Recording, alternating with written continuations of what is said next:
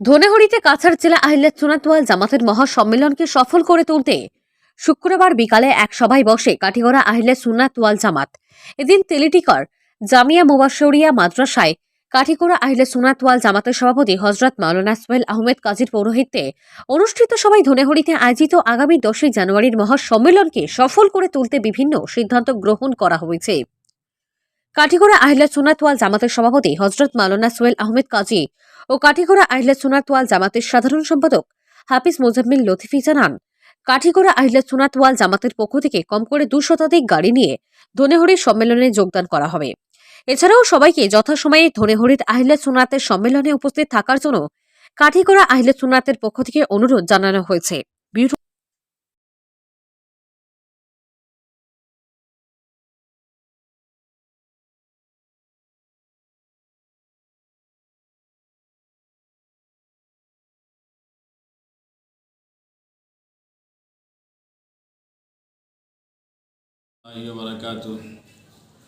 আজ আমরা ধনেহড়ি মহাসম্মেলনের উদ্দেশ্যে কাঠিগড়া আহলে সুন্নাত ওয়াল জামাতের উদ্যোগে এক সভা তেলিটিকর মুবাশশরিয়া জামিয়া মাদ্রাসায় অনুষ্ঠিত হয়।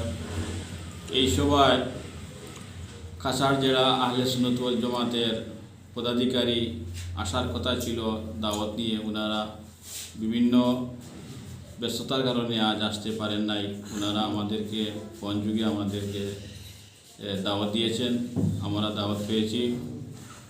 ইনশাআল্লাহ আমরা কাঠিগড়া আহলে সুন্নাত ওয়াল জামাতের সকল আহলে সুন্নাত মতাদর্শী আমরা আজকে সিদ্ধান্ত গ্রহণ করেছি যে শতাধিক গাড়ি নিয়ে আমরা ধনেহড়ি মহাসম্মেলনে গিয়ে যথাসময়ে উপস্থিত হব।